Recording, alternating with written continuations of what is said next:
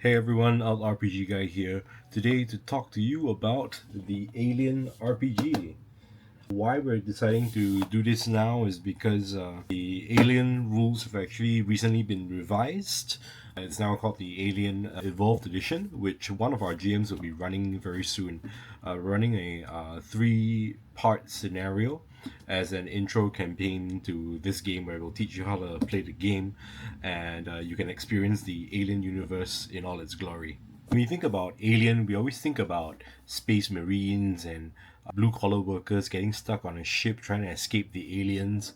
And while there's a lot of that in this RPG, in fact, I think I would say most of the scenarios so far that I've seen are kind of like that. There's also a mix of expeditions and trade missions and things like that. So expeditions, you can think of Prometheus, where they went to the planet to take a look, and there's a certain type of horror there as well. But for trade missions and things like that, one of the things about Alien is that each one of your PCs has a different agenda that may conflict with each other at certain points. So you may end up in PvP.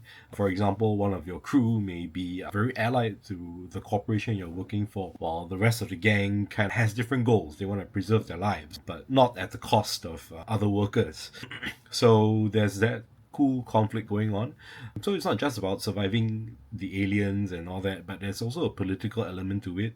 There's a decent side trading kind of game. There are economies in the game where you can transport goods to and fro to buy bigger ships and go on more kinds of missions as well.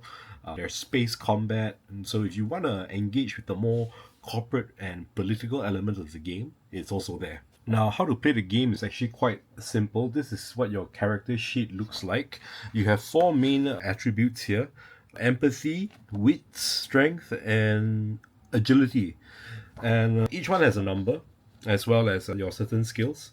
So what you want to do is, let's say you're doing wits and you're making a comtech check. You have 4 wits and 3 comtech. That means you have a total skill value of 7. You'll roll 7 dice, 7d6s, and you're looking for 6s. As long as you have a single 6, you pass the test. Unless it's a hard test, then you may need more than 1 6.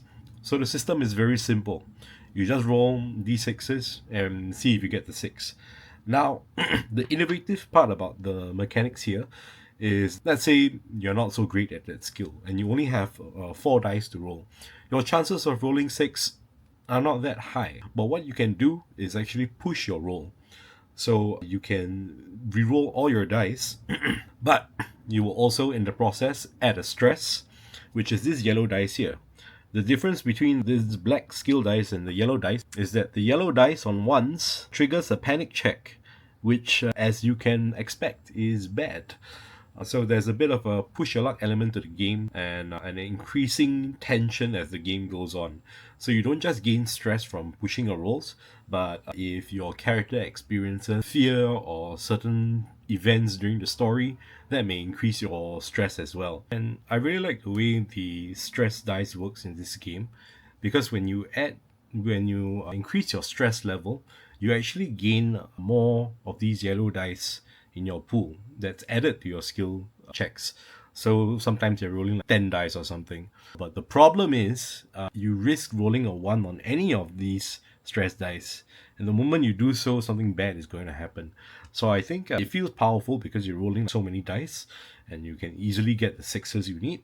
But at the same time, you're also risking quite a lot, which I think is a pretty unique and interesting mechanic to put in the game. And it kind of racks up the tension as the game progresses as well. So the scenario we're going to play in this intro campaign is called Rapture Protocol, which is a new scenario that has been designed around the new evolved and rules, which are more streamlined.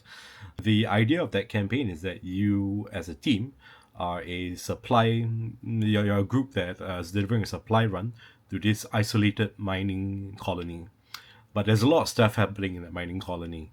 They discovered something deep in the moon that they're mining in, and there's a cult forming, there's arguments, and there's a lot of violence that's happening. So you, as an unsuspecting supply run kind of person, is going to be faced with a lot of conflict and choices and you're going to be forced into a very uncomfortable situation in what you think was just a regular supply run. And I'm not gonna lie to you, a lot of these kind of sci-fi alien-based games happen to start like that. And I don't think it's the sci-fi horror equivalent of starting in a tavern. You are some kind of supply run, or you think you're doing something normal, but there's something really weird in the place that you're going to, and that's just how the horror is usually set up. But it's an intro scenario, so of course, being an alien game, there's going to be a xenomorph involved.